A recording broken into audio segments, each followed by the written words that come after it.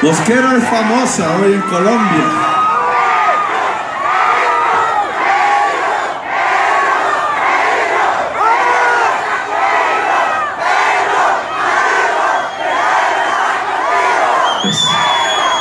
Mosquera es famosa no solo ya por los cultivos de flores, ya no solo por ser el lugar de expansión urbana preferida, ser un lugar de especulación inmobiliaria, que es el negocio al que se ha dedicado la clase política regional. Yo fui concejal de Zipaquirá, tenía 22 años, 23, fui personero de la ciudad, muy jovencísimo, acabado de salir de la universidad. Ya era militante del movimiento 19 de abril en ese entonces.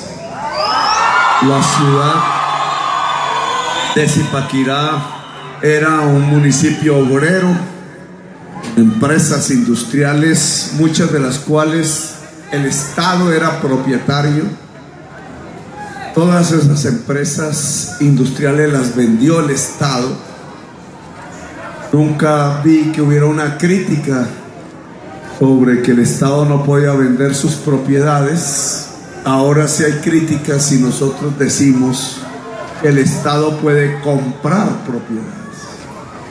Claro que el Estado puede comprar colegios, claro que el Estado puede comprar sitios en donde se pueda educar por su naturaleza arquitectónica.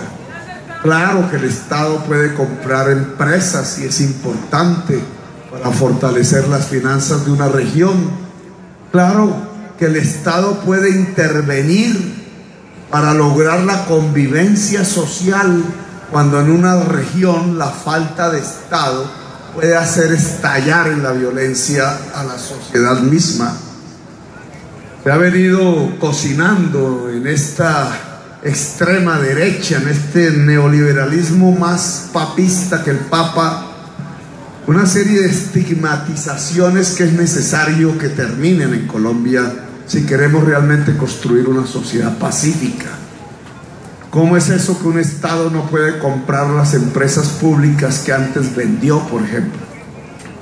Un Estado debería, para garantizar la salud de la niñez, nuestra primera prioridad, dado que en esos bebecitos entre 0 y 5 años de edad están ni más ni menos que allí cociéndose la realidad de lo que será la nación colombiana dentro de 20, 30 años, que dependiendo de la existencia del mejor vivir o del hambre o de la carencia o del maltrato o de la violación o del amor o del tratamiento a una infancia feliz, dependiendo de eso, así será la nación colombiana en 20 o 30 años. Si fue amor en el bebé, la nación será una nación de amor. Si fue el maltrato y la violencia y fue la dejación tanto del Estado como de la sociedad, la nación colombiana dentro de 30 años no será muy diferente a la que hoy tenemos. El Estado tiene que intervenir en eso. Y si la primera infancia necesita agua potable, no es posible que un Estado termine dejando en manos privadas, codiciosas, la atención del agua privada en una infancia, cuando el deber, el bien común, el interés general, lo propiamente humano llevaría a que el Estado debería asumir las funciones del agua potable. Y esto lo digo ¿por qué? Porque nuestra clase política tradicional, la de alta alcurnia en Bogotá, la de baja alcurnia en nuestros municipios sabaneros, han pensado que el papel del Estado es permitir simplemente la codicia, que el papel del Estado no es dirigir el bien común, el interés general de una comunidad, la ciudadanía de Mosquera, su mejor vivir, el planteamiento de acuerdo a las realidades presupuestales que se tenga para que la gente pueda tener instrumentos para un mejor vivir, sino que han venido cambiando en los últimos años su discurso y se han puesto al servicio de la codicia y del negocio. No hace mucho, siendo parlamentario, yo asistí personalmente a una sesión del Consejo de Mosquera.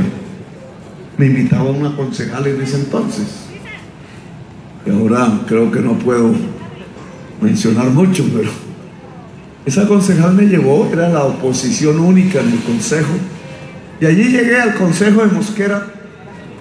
Creía que me habían invitado para explicar la ley de ordenamiento territorial, aquella que habla del uso del suelo, aquella que habla de los impuestos que se pueden poner o de las compensaciones que hay que pagar si los usos del suelo cambian en una decisión que solo toma el alcalde en primer lugar y el consejo como acuerdo municipal. Allí fui con las ganas de explicar, siendo congresista, y me encontré en el recinto que no me dejaban hablar, que algunos funcionarios se ponían colorados, porque allí estaban los hijos del presidente en ese momento, Álvaro Uribe Vélez.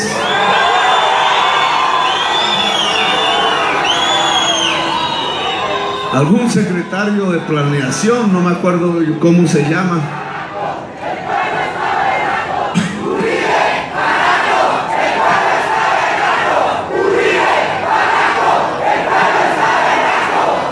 algún secretario de planeación bastante joven, no me acuerdo cómo se llama, me llamó ahí como aparte a tratar de solventar la difícil situación en la que estaban, tratando de sentarme por allá aparte donde no me vieran. Me trataban de esconder los concejales porque estaban los hijos del presidente, y el presidente siempre mata, dicen, el presidente mata congresista. ¿Cuál? Yo no sé si lo dirían en términos explícitos o era simplemente una manera de decir. Pero allí tuve una experiencia que no se me olvida, y algo de eso quedó grabado por allí en los videos que circulan en el YouTube. Porque la discusión real y lo que trataba de mostrarle a la ciudadanía en ese recinto era que la estaban estafando.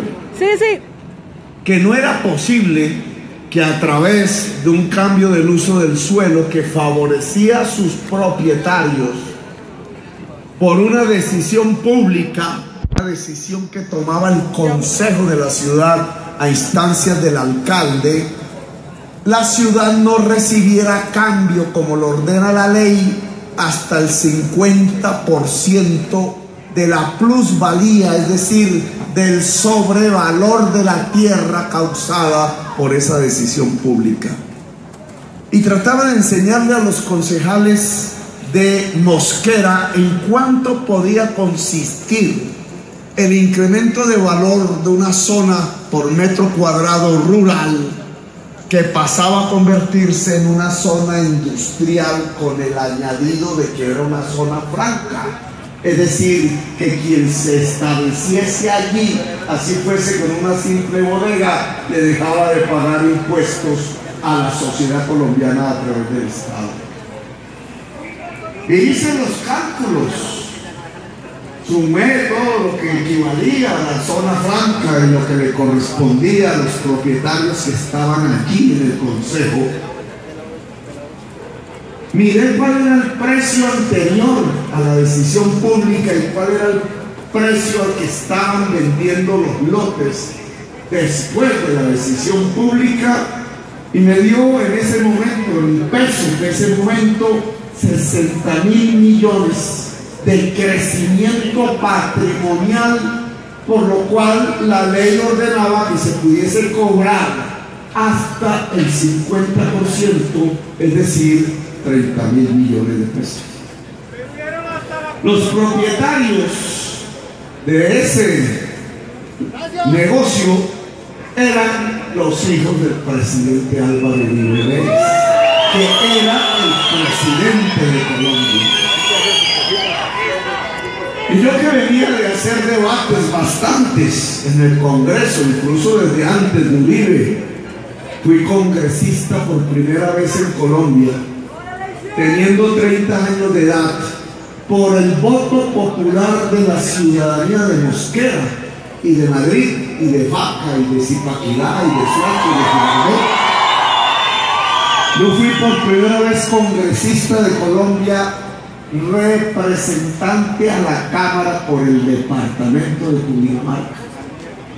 Es decir, es gracias a las poblaciones de ese entonces que votaron por mí, muchos de los cuales hoy me acompañan aquí en este municipio, por el cual entré a un largo periplo ya de buena parte de mi existencia, 15 años en el Congreso y después alcalde de Bogotá, y ahora posiblemente próximo presidente de la República.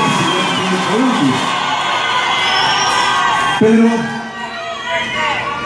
gracias a eso, a que era congresista, pues estaba en ese momento allí en el municipio de Mosquera y sentía la responsabilidad de decirlo, porque yo no podía, después de debates que había hecho en el gobierno de Andrés Pastrana, y alcancé a hacer algunos debates en el gobierno de César Gaviria, que fue cuando ingresé al Congreso, yo no sabía realmente de todos esos debates si se había presentado un hecho de mayor sinvergüencería política y mediática que el que estaba presenciando en el municipio de Mosquera en ese mismo momento.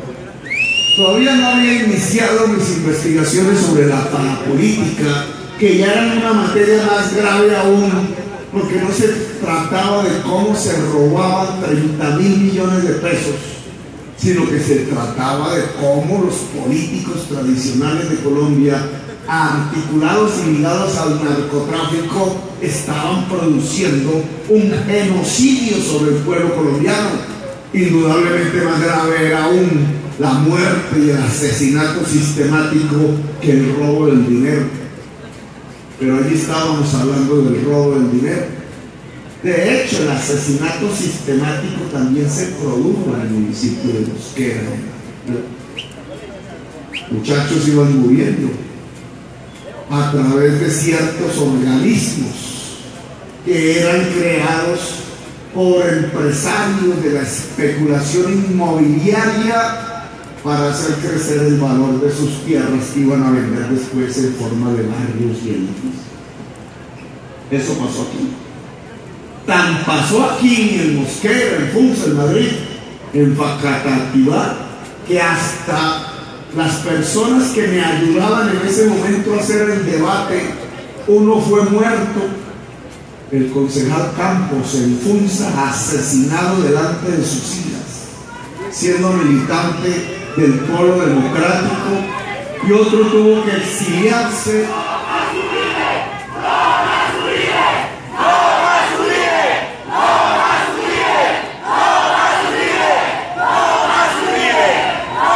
Y otro tuvo que exiliarse hacia los Estados Unidos, el dirigente popular Gerardo Cajamarca, que habitaba en ese momento en el municipio de Faca, hoy con sus nietecitos ya cuidando a las hijas y a las nietas del exconcejal Campos, asesinado en Funza.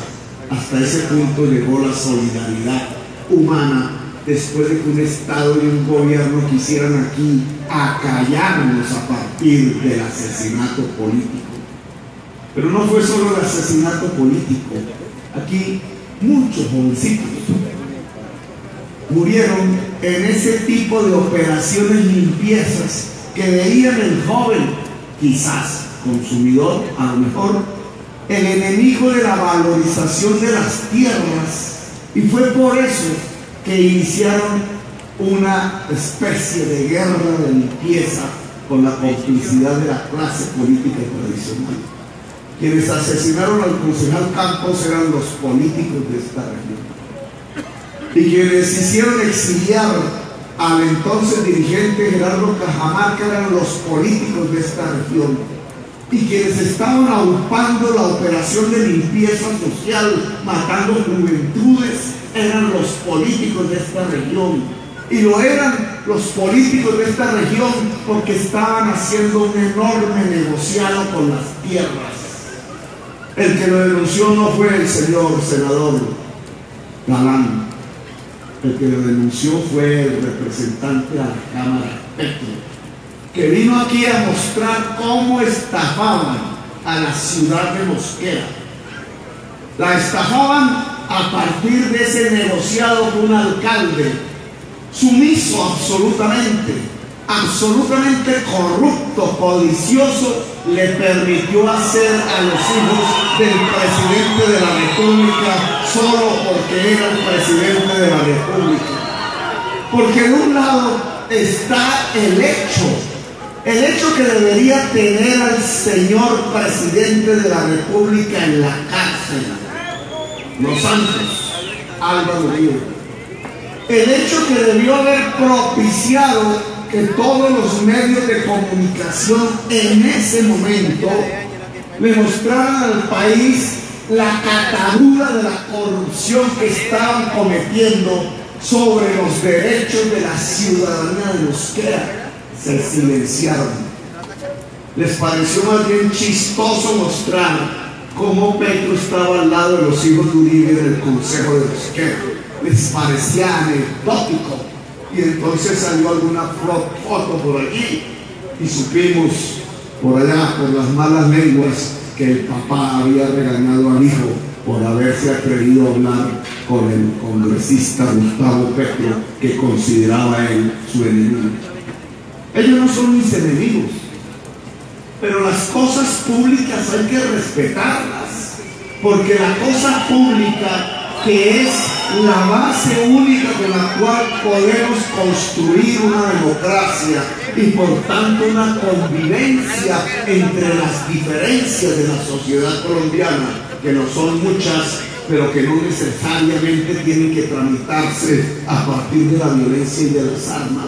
Es esa cosa pública, lo común, lo que es de todos, es esta calle que cualquiera pueda caminar, y sin importar si se es católico, si es cristiano, si se es creyente o no, si se es rico o se es pobre, si se es hombre o mujer, si se es viejo o joven.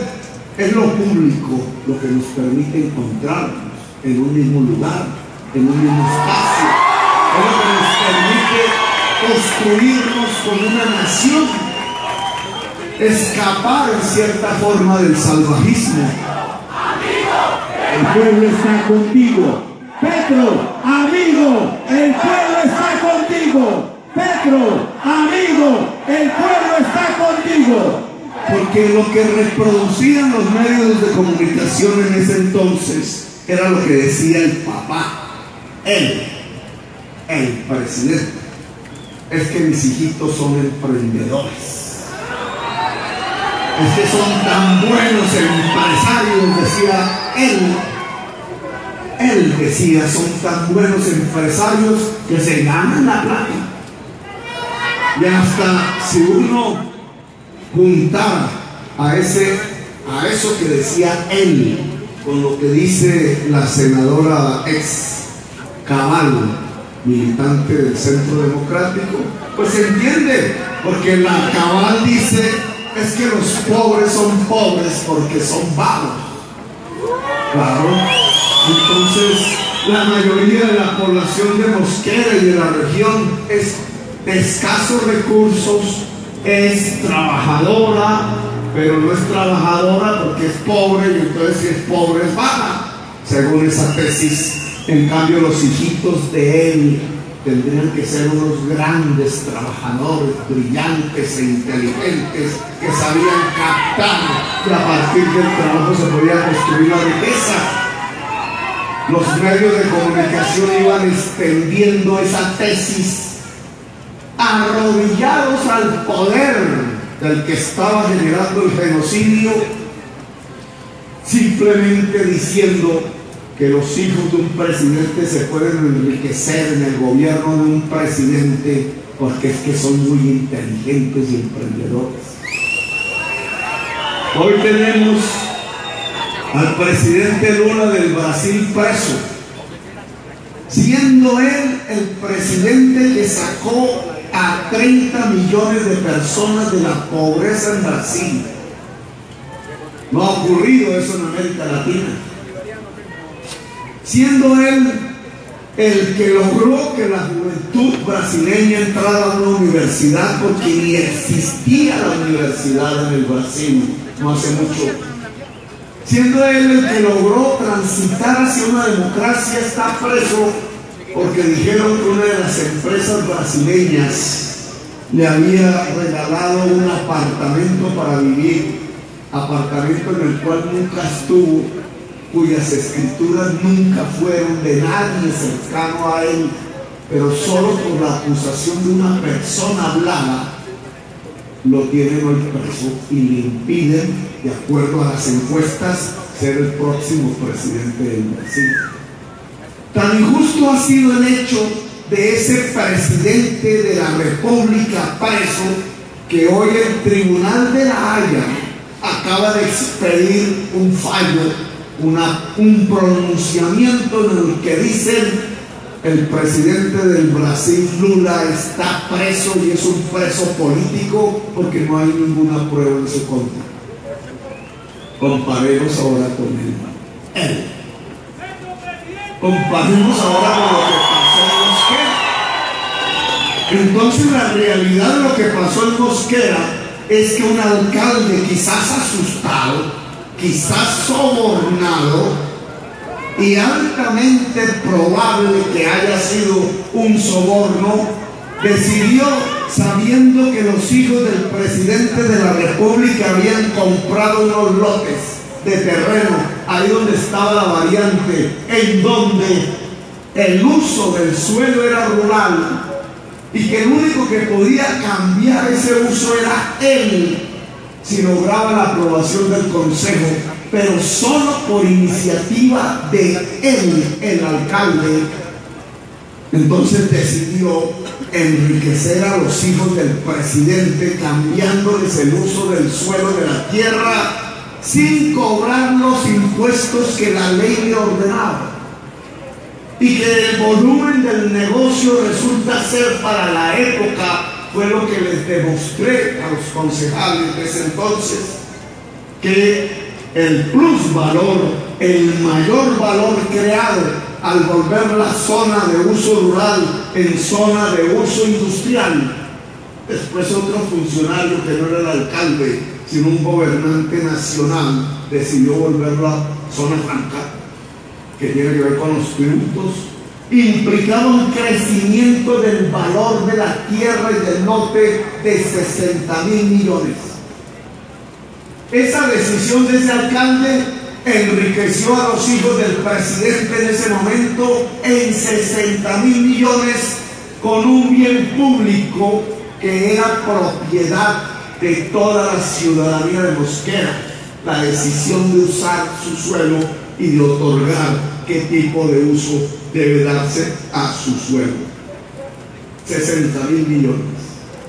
Pregúntese cada uno de ustedes si podría conseguirse 60.000 millones con la firma de un funcionario.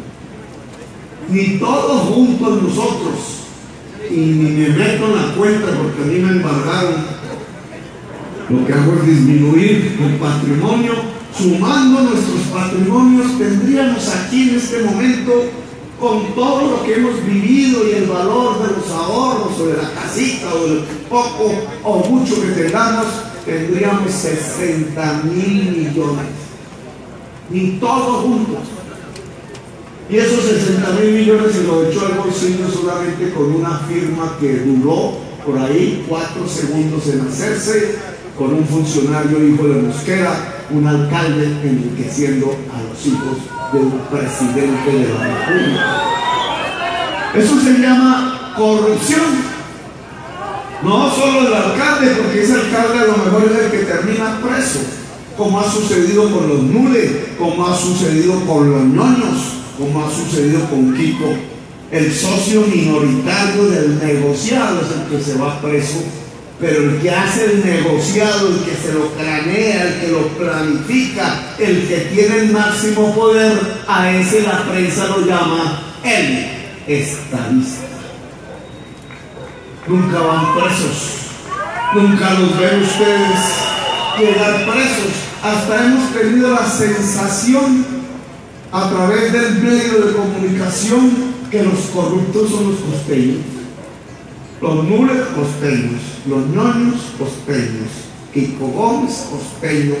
Nos creemos ya el cuento que los corruptos están en la costa y que aquí lo que tenemos es la decencia. Carreta.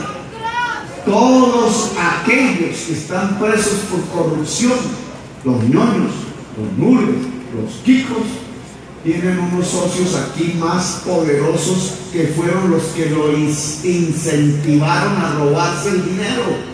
Y esos que están aquí en la clase política tradicional de Bogotá y de Colombia, viviendo en Bogotá, son más ladrones que todos los nules, todos los ñoños, todos los Kikos juntos. Ellos apenas son sus sirvientes. Y aquí vimos el ejemplo. Fue en Mosquera donde sucedió. Claro, el corrupto era Álvaro Uribe Vélez. Y se lo digo así de frente, señor Álvaro Uribe Vélez. ¡Viva Gustavo Petro! ¡Viva Gustavo Petro! Señor Álvaro Uribe Vélez, usted es un corrupto. Petro, amigo, el pueblo está contigo. Petro, amigo, el pueblo está contigo. Y es un corrupto porque aquí lo demostró. A través de la influencia política permitió que sus hijos se enriquecieran en 60.000 millones de pesos. Y el robo siguió con un segundo robo, porque de acuerdo a la ley de ordenamiento territorial, que era lo que quería explicar, el alcalde y el consejo debieron haberle cobrado la mitad de esa plata. 30.000 millones de pesos de plusvalía para el municipio. Estamos hablando del año, no me acuerdo, 2009. Podemos traerlo a valor presente, llaman los economistas. O sea, ¿eso cuánto significa hoy? Más o menos unos 50.000 millones de pesos, quizás más. ¿Cuántas cosas se hubieran hecho en beneficio de la ciudadanía de Mosquera si el alcalde y el consejo hubieran cobrado esa plusvalía que la ley ordenaba a las ganancias que tomaron por su propia decisión los hijos del presidente? Habría un mejor hospital, habría mejores jardines infantiles, quizás los colegios hubieran tenido un mayor apoyo en su infraestructura, quizás se hubiera podido hacer parques, quizás otras necesidades fundamentales se hubieran podido financiar. Una sede universitaria en Mosquera. Si yo con 30.000 millones hice la sede universitaria de Rosa, ¿por qué no se hubiera podido hacer una sede universitaria en Mosquera? ¡No más Uribe! ¡No más Uribe! ¡No más Uribe! ¡No más Uribe! Si se hubiera hecho una sede universitaria en Mosquera, quizás ni siquiera hubieran tenido la excusa para desatar esa operación de limpieza que mató a tantos jovencitos en la región, porque esos jovencitos por lo menos hubieran estado en esa universidad. Es así como la corrupción se vive. La corrupción no es simplemente una brillantez criminal que puede salir en una película a la cual le podríamos llamar El Golpe. El Golpe en Mosquera. No. La corrupción es algo que le quita a la gente, le quita a la gente sus cosas, le quita a mucha gente que incluso puede morir por ello sus derechos. Si hay una mejor salud, hay gente que puede vivir, y si no hay una mejor salud, un mejor sistema, hay mucha gente que puede morir. Y la plata se la quitaron a Mosquera, los hijos de él. Y nos sirve para plantearnos qué es lo que queremos ahora. Fíjense ustedes que ese ratonazo de 30.000 millones, ahí anda Margallera diciendo: todo el que se robe un celular así tenga 12 años se va a la cárcel. A mí me gustaría saber esos 30.000 millones que hoy son 50.000 vueltos celulares, ¿cuántos celulares serían? ¿Cuánto vale un celular? 1 millón. 50.000 millones dividido entre 1 millón da 50.000 celulares de buena marca, ¿cierto? Muy buena marca. 50.000 celulares. Entonces se van a llevar presos a los jovencitos porque roban un celular, simplemente porque no tienen oportunidades, porque el Estado les cierra las puertas y terminan en eso que es el mayor delito hoy en Colombia, el robo de celulares. Y entonces un gran político como Vargas Lleras viene a decir: lo que hay que hacer entonces es llevar a la cárcel a esos, y si tienen 12 años también. Y estos, los hijos de Uribe, con la misma edad en ese momento, se robaron 50.000 celulares. ¿Y qué piensa una ciudadana de la clase media hoy en Bogotá, por ejemplo? O en Medellín. Ah, el que se roba un celular, sí, que lo manden preso, dice, duro. La seguridad democrática es la firmeza y la autoridad. Y entonces esos que se roban el celular, que se vayan presos. Pero los hijos de Uribe con la misma edad se robaron 50.000 celulares en la ciudad de Mosquera. ¿Están presos? Uno. Al contrario, tienen otro destino diferente a los jóvenes que se roban un celular en la ciudad de Bogotá. El destino que tienen es que siguieron raponeando lo mismo, porque eso se llama un raponazo. O como le decimos cuando nos roban una cadena, un celular en una esquina, nos raponeó. Pues que fueron los que hicieron estos señores en Mosquera, nos raponearon. No les gusta la palabra, suena muy, oiga Petro, pero es que son los hijos del presidente Uribe. ¿Cómo se le ocurre? Pues son peor que los raponeros de celulares. Y no estoy diciendo un insulto, estoy marcando una realidad. Ah, que no les gusta que sea Petro el que lo diga, que preferirían que fuera un juez extranjero, porque es que Petro fue guerrillero. No, Petro fue guerrillero precisamente para que estas cosas no se presentaran en Colombia. Justicia social.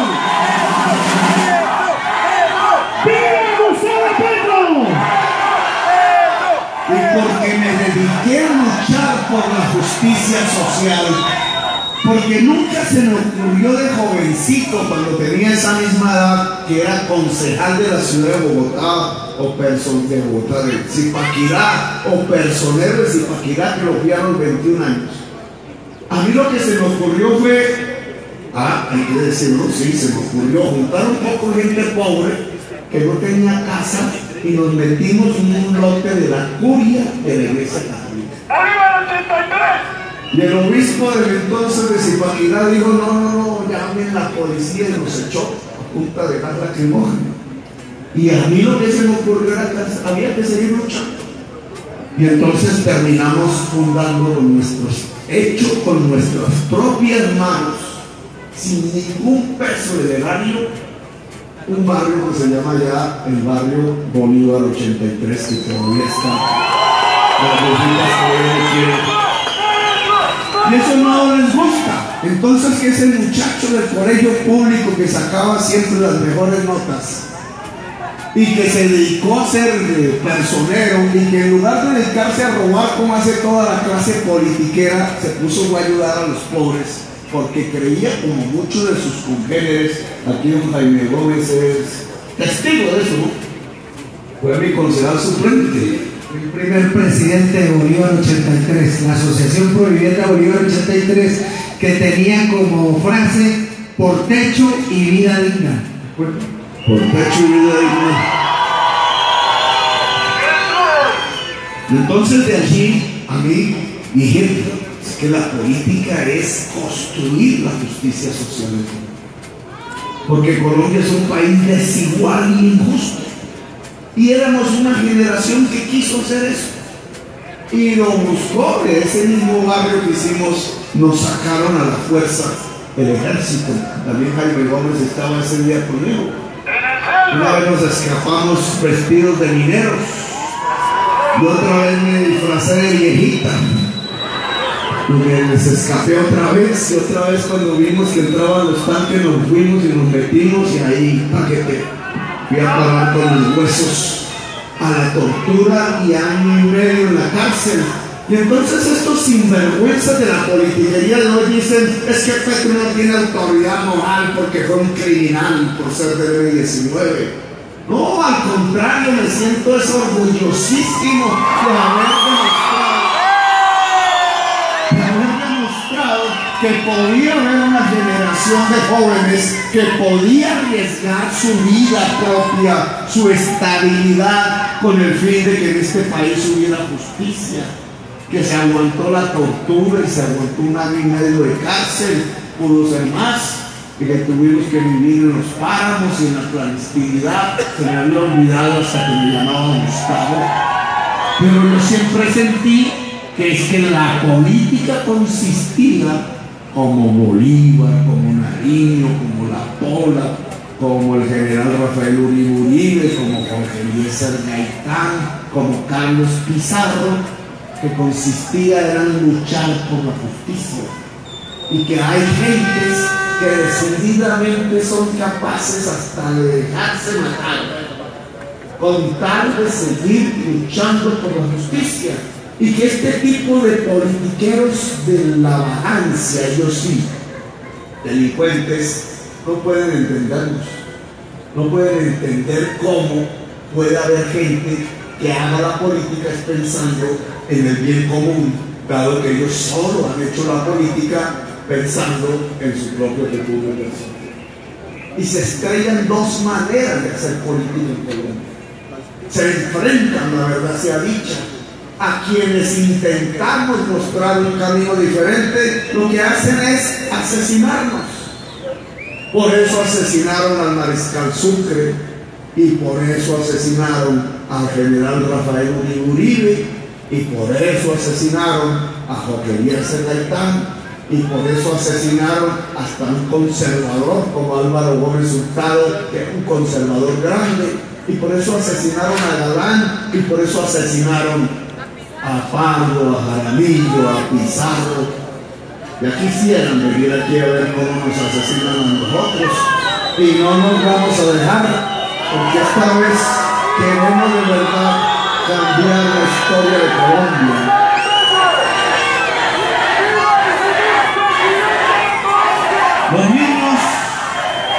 Los niños del presidente se enriquecieron esa vez con Mosquera, pero volvieron a hacerla otra vez. Si no se les castiga una vez, vuelven y la hacen, dicen ahí, pero siempre se refieren a los pobres.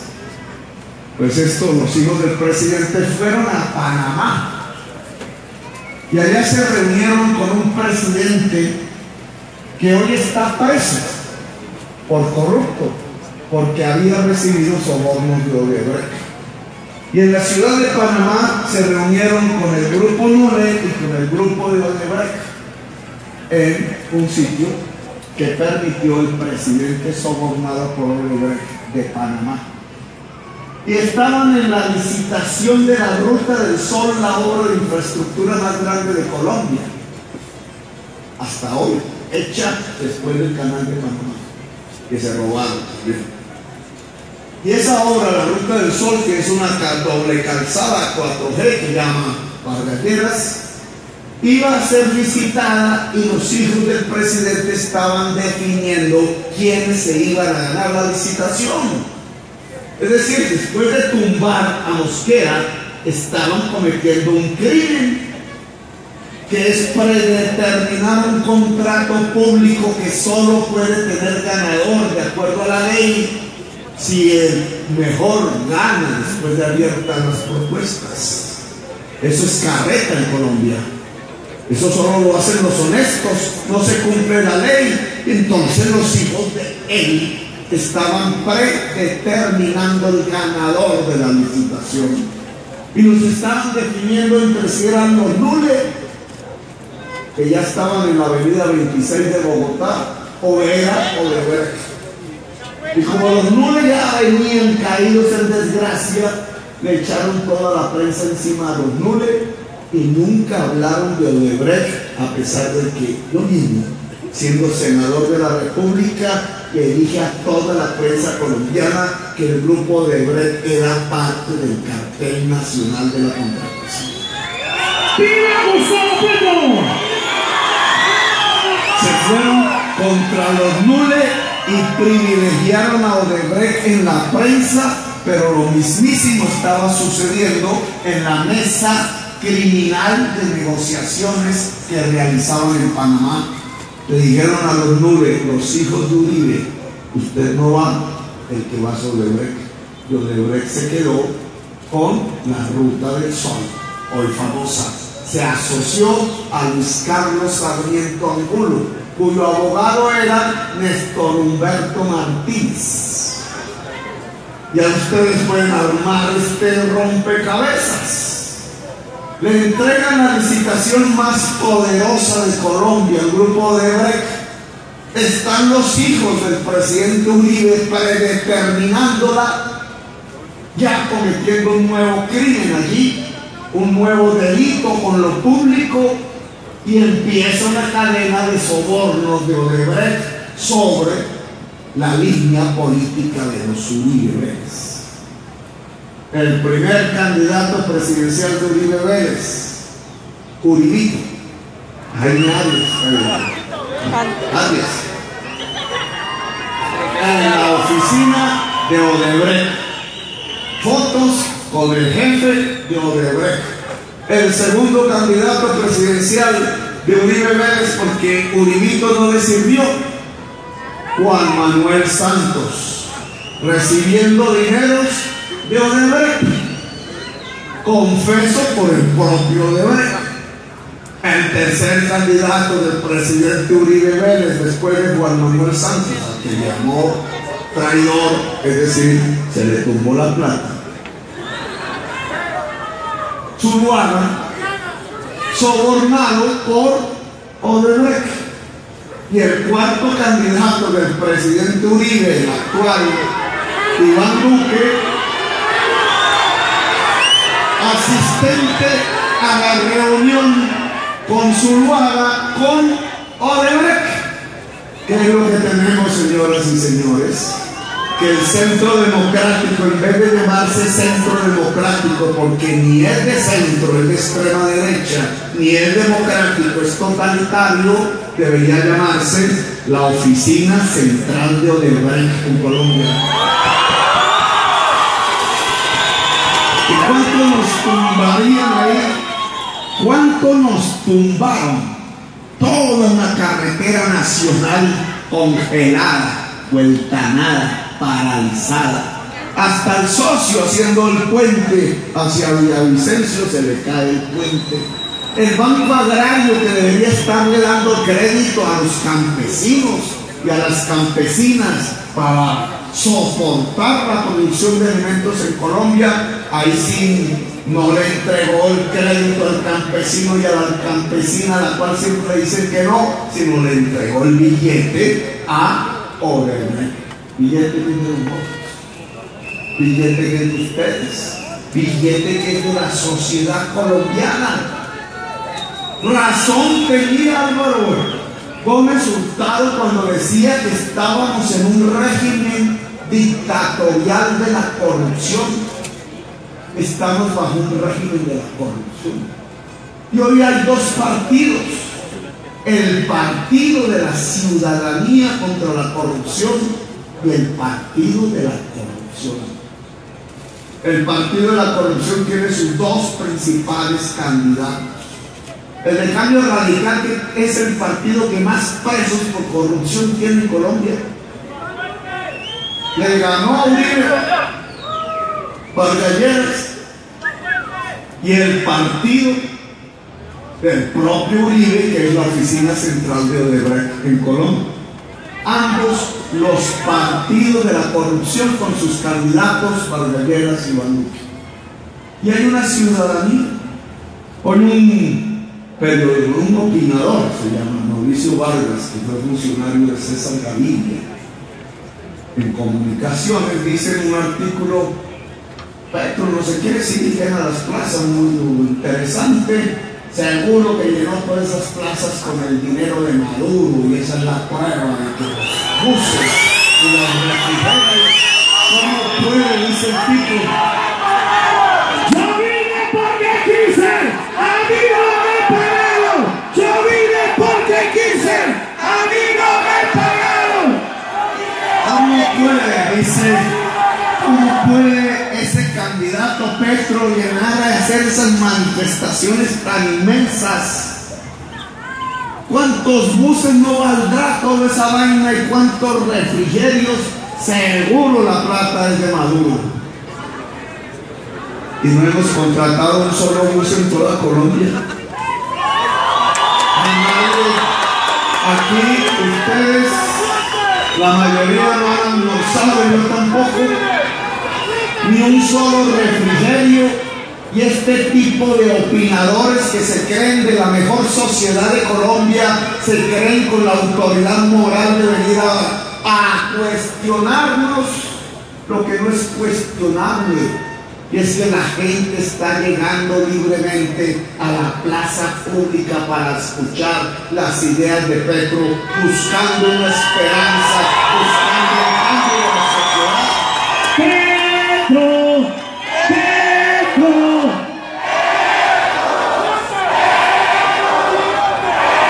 Ya me gustaría poner a ese Mauricio Vargas aquí a que resista esta lloviznita fría, y ni es capaz.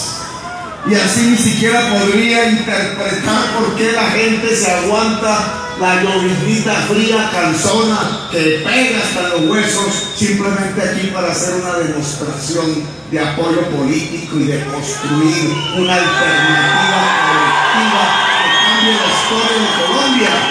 No lo pueden entender porque el mundillo de ellos siempre ha sido allá cerca del Parque de la 93, comiendo, cocinando, oyendo chismes en donde les relatan las historias de los hijos de Uribe, de Odebrecht y la de ellos mismos, y no pueden entender cómo en la base de la sociedad, muy lejos del Parque de la 93, la mayoría del pueblo en todas las regiones de Colombia empieza a juntarse con mucha libertad, con una decisión, volverse mayoría y volverse el protagonista central de la historia de Colombia. No pueden entender eso. No pueden entender que se está organizando el verdadero partido de la ciudadanía, que no se llama partido, que es un conjunto de diversidades que con mucha fuerza ha crecido en Colombia, porque en Colombia ha crecido una sociedad que está indignada con esos hechos de la corrupción. Quizás en aquel entonces, cuando fui al Consejo de Mosquera, muy poca gente me puso atención si es que era Uribe el presidente. Alguien por ahí me dijo: oiga, ¿usted cómo se le ocurre insultar a los hijos del presidente? Y yo: no, señora, no es insultar, estoy diciendo que se están robando la plata de ustedes. Miren, hoy las normas dirían lo mismo. Hoy la ciudadanía es consciente que se tumbaron a Mosquera, que hicieron unos grandes, sí, del poder, él, pero también unos pequeños del poder que están aquí, el roso, y una politiquería que olvidó completamente lo que es la lucha por su propio pueblo, que se orinan en los pantalones cuando llega alguien del poder y no es capaz de defender los intereses de la gente, que es la gente de su propio pueblo.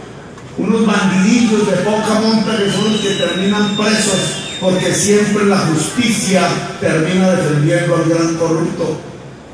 Pues imagínense cómo van a llevar preso a alguien por Odebrecht, como si lo hicieron con Lula en Brasil, que no tenía nada que ver con Odebrecht. Si es que el mismo fiscal general de la nación recibió dinero, si era el abogado de Odebrecht. Cerraron el círculo. ¿Por qué el señor Juan Manuel Santos no permitió que el señor hijo del magistrado que murió en la corte, en el Palacio de Justicia, Chandía Reyes, No, pero él es Reyes. Reyes Echandía, el hijo Reyes, que había sido su ministro de justicia, ¿por qué no permitió que fuera el fiscal? Si es un tipo brillante, honorable, decente, que podía haberle dado garantías a la sociedad colombiana de la lucha contra el crimen. ¿Por qué no lo eligieron?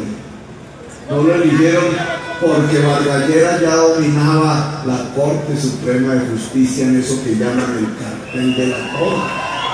No lo eligieron porque a través de los magistrados amigos que aceitaba su ficha política en la fiscalía el señor Gustavo Moreno, al cual le dieron como primera orden a cumplir poner preso a Petro, porque creían que Petro, si se volvía candidato presidencial, les iba a ganar la presidencia. Y ganó la presidencia.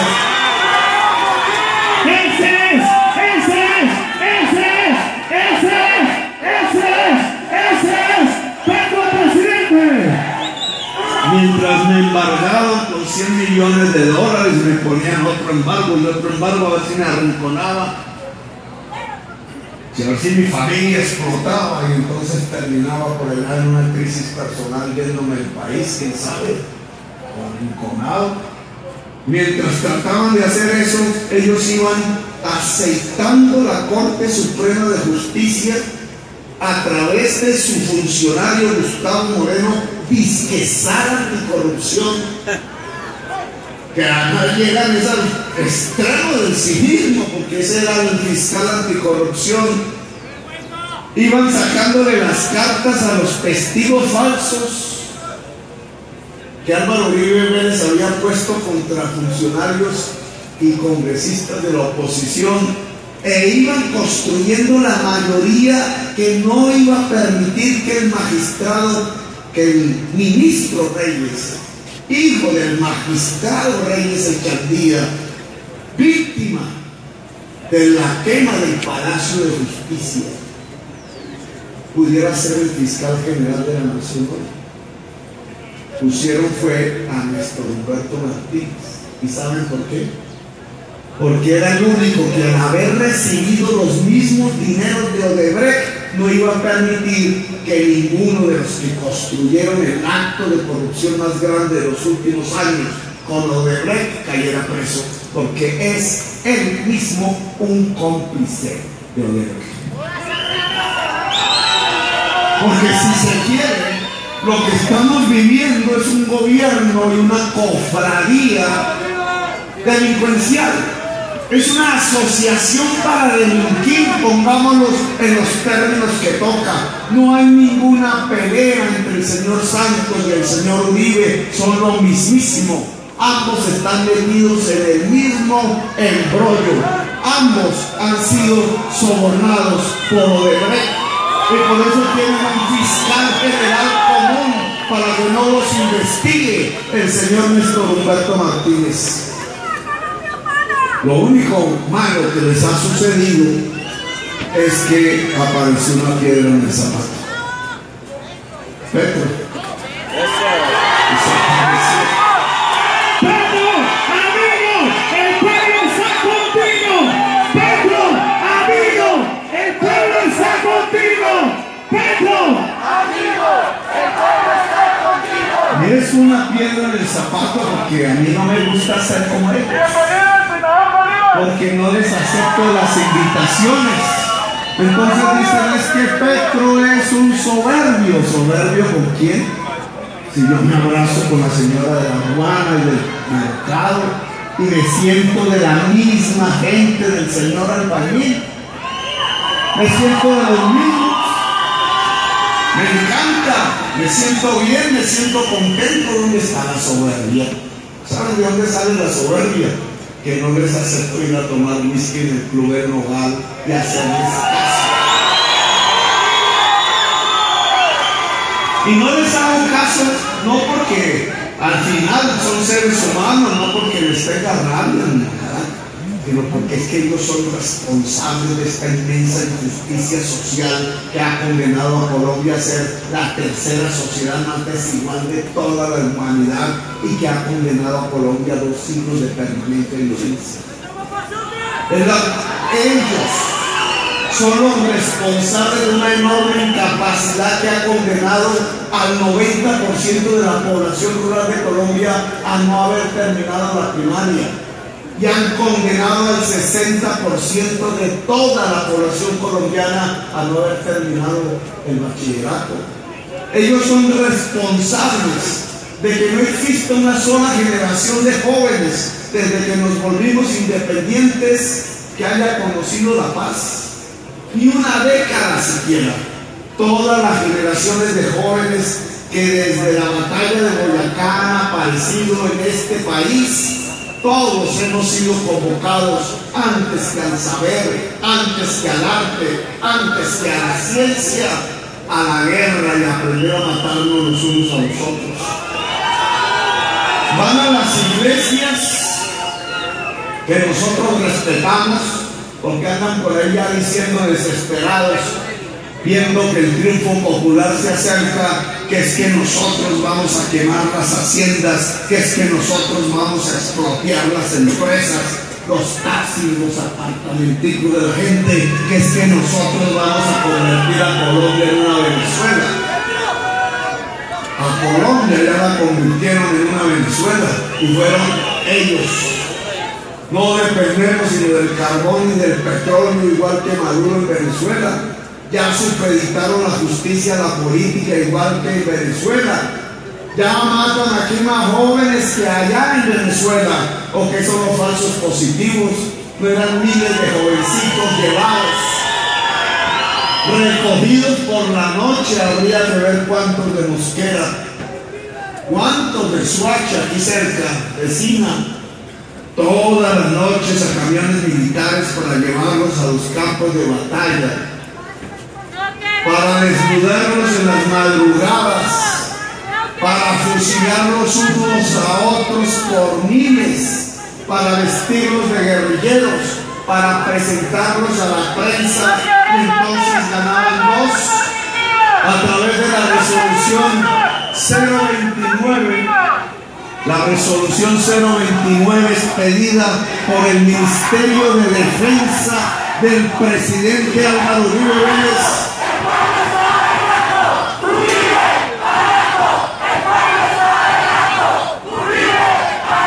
La resolución decía: se bonifica por 3.800.000 pesos al mando militar que entregue más bajas de la guerrilla. Y eso le llamaban seguridad democrática. Había y todavía hay por ahí gentes que dicen es que entre más guerrilleros maten es mejor.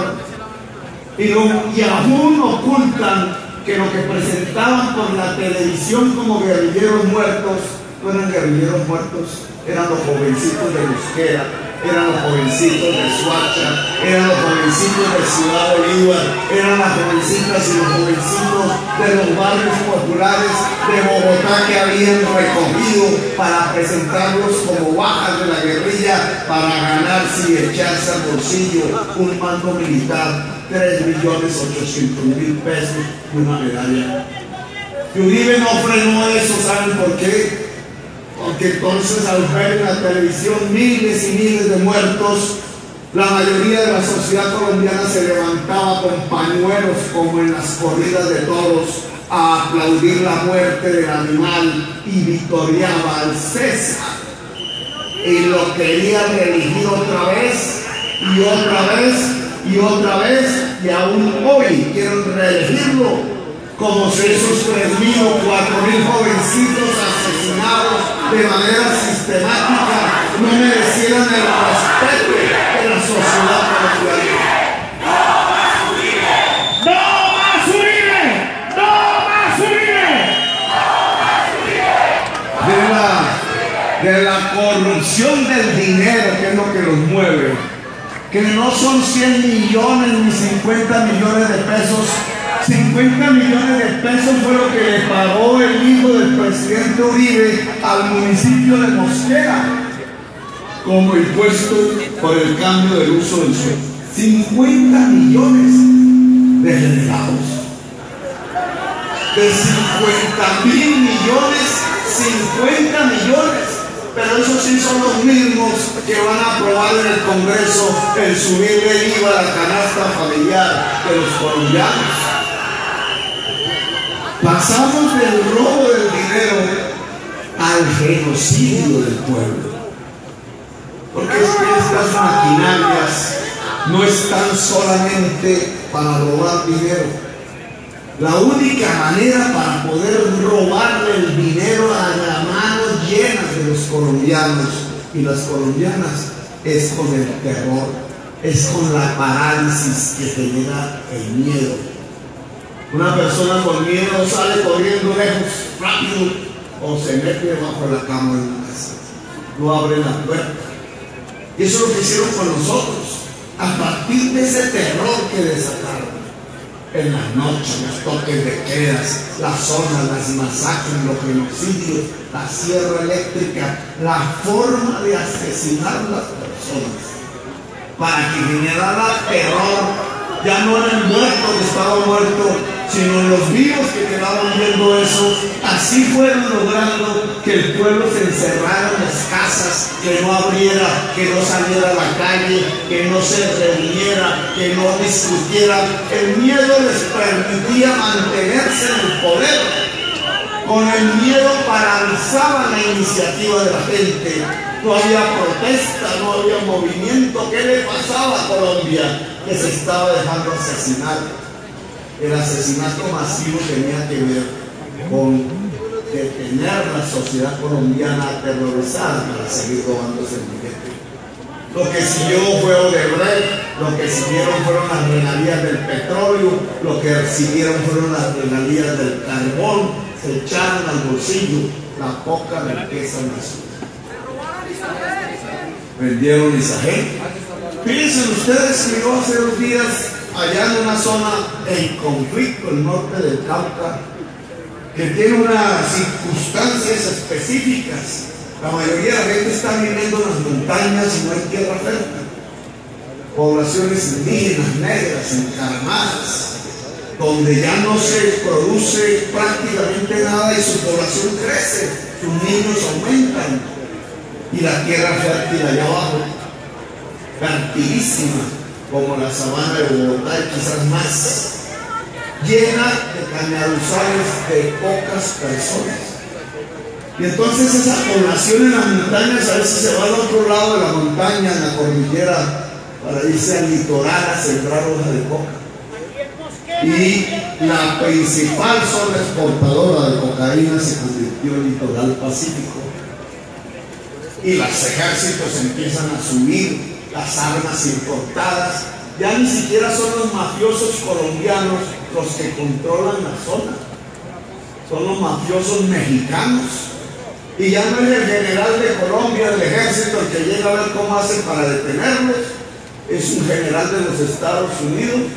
Y entonces los colombianos estamos viendo en una zona tan olvidada y lejana cómo fuerzas extranjeras armadas están decidiendo el futuro de un pedazo del territorio que no es sino de las comunidades negras y de los colombianos y de las colombianas. Estamos perdiendo la soberanía. En donde más estamos perdiendo la soberanía no es en San Andrés, es en el litoral pacífico y la prensa silenciada.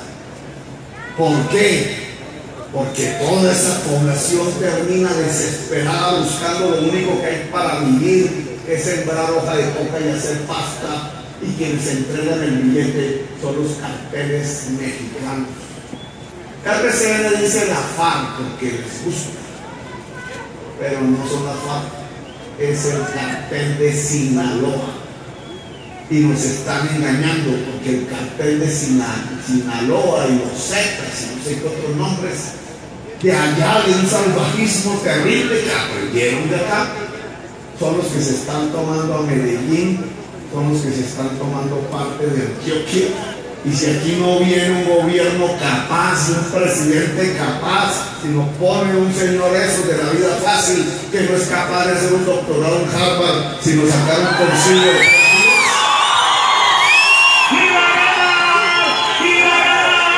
Gustavo Petro va a ganar, y va a ganar, y va a ganar. Pues nos van a dejar sin país.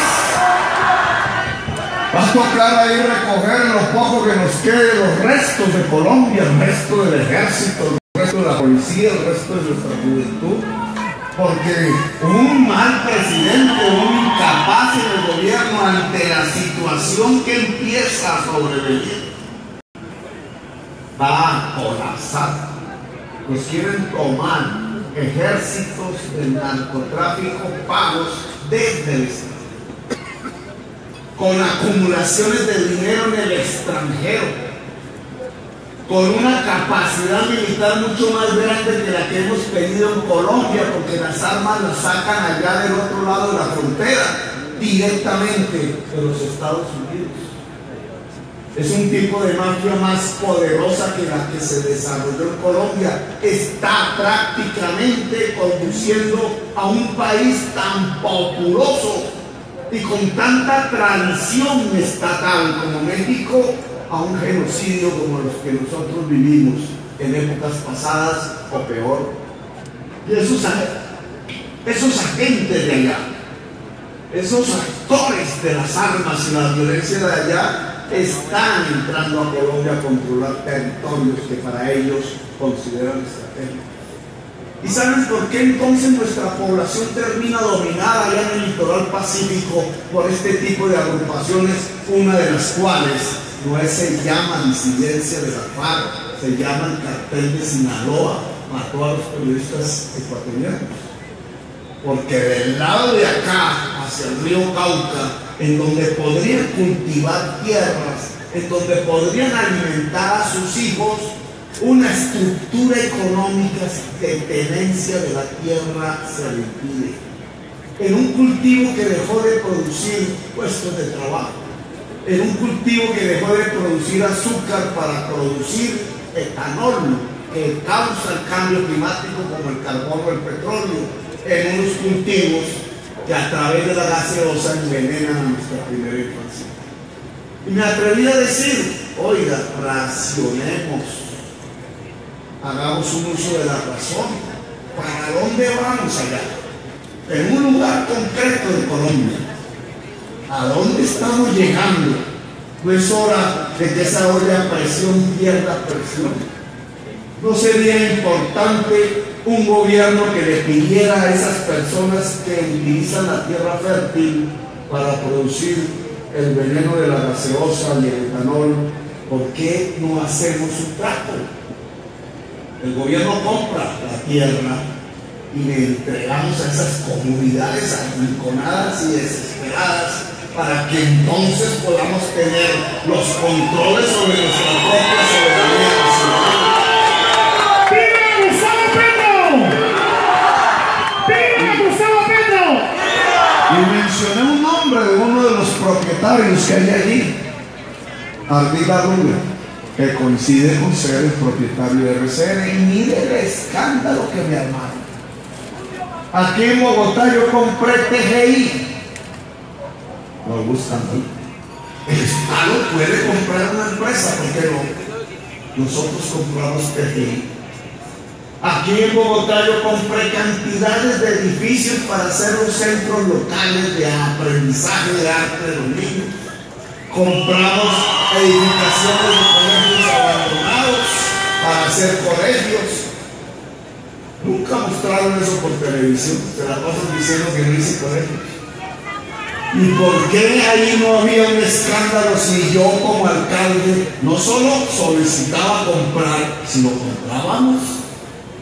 Compré el pedazo del Citibank que tiene sobre la principal transportadora de gas TGI, y gracias a eso hoy la empresa de energía de Bogotá se gana 1,5 billones anual.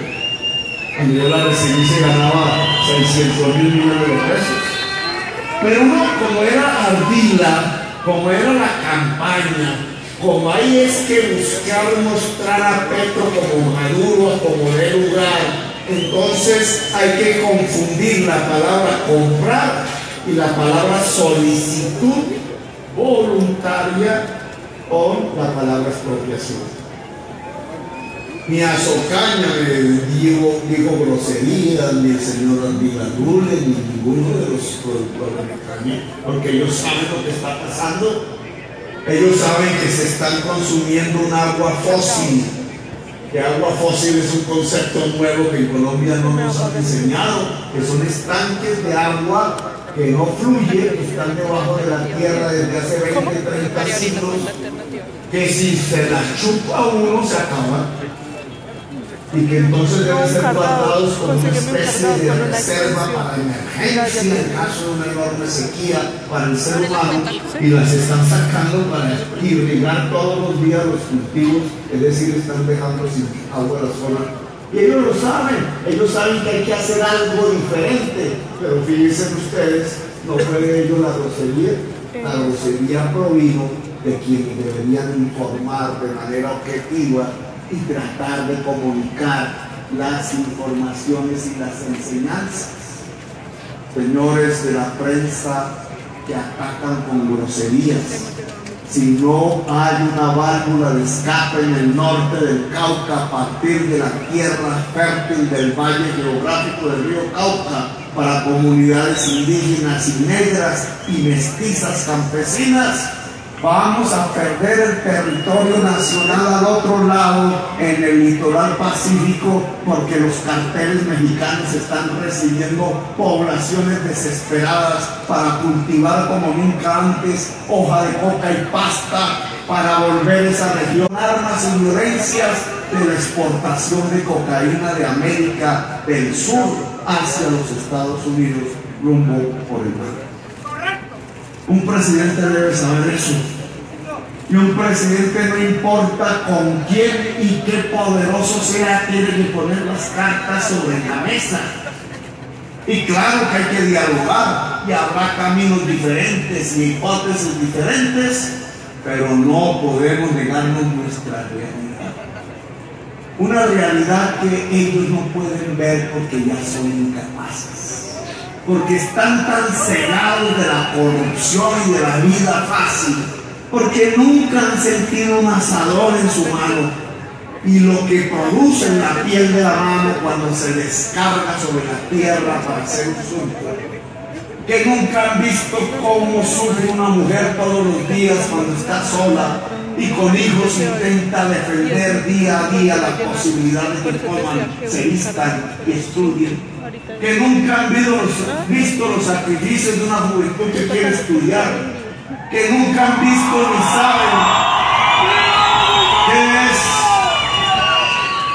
dormir en una casa campesina, o estar en el páramo, o vivir con una comunidad indígena, o hacer un barrio de pobres sin un solo peso del erario, y vivir ahí 2 años como a mí, yo sí viví, viviendo con mi comunidad hasta que el ejército me sacó a la fuerza, porque no querían los magnates del poder que gente libre, diferente a ellos, pudieran potenciarse como líderes políticos en Colombia. Les mataban a todos.